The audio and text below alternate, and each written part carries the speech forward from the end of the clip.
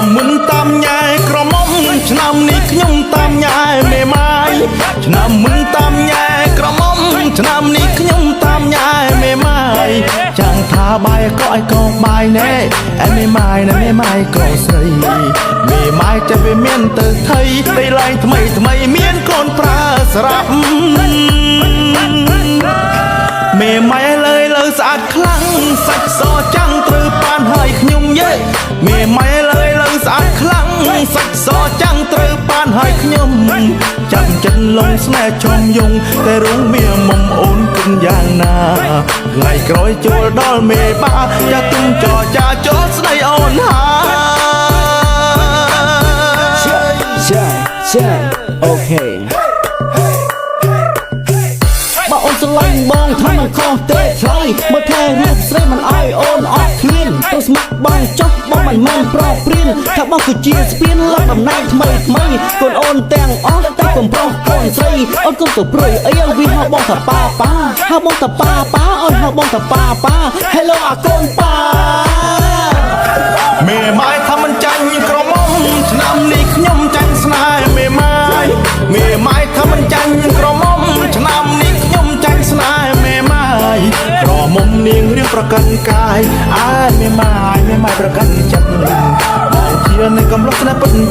មិនអោយអូនគិតបងអូនថ្ងៃក្រោយ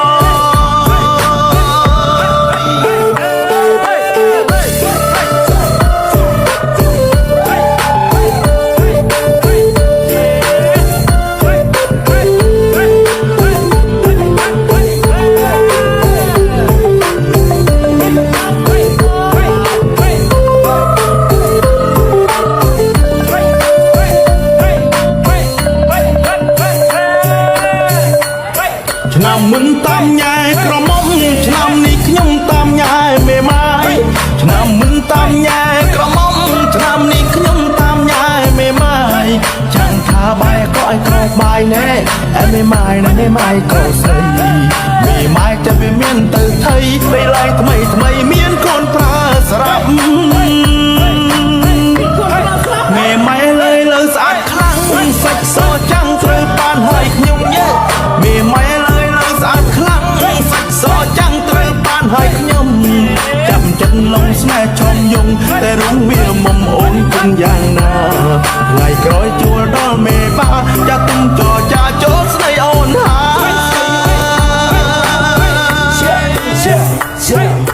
ខេ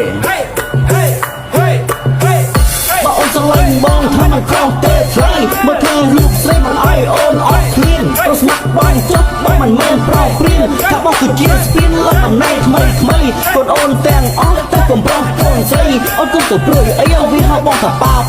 ហៅបងថាប៉ាអូនហៅបងថាប៉ា Hello អាកូនប៉ាមេម៉ាយថាមិនចាញ់ក្រមុំឆ្នាំនេះខ្ញុំចាញ់ស្នេហ៍មេម៉ាយមេម៉ាយថាមិនចាញ់ក្រមុំឆ្នាំនេះខ្ញុំចាញ់ស្នេហ៍មេម៉ាយក្រមុំនាងរៀងប្រកាន់កាយអើមេម៉ាយប្រកាន់ចិត្តបងជានៅកំឡុងស្នេហ៍ពិតមិនអោយអូន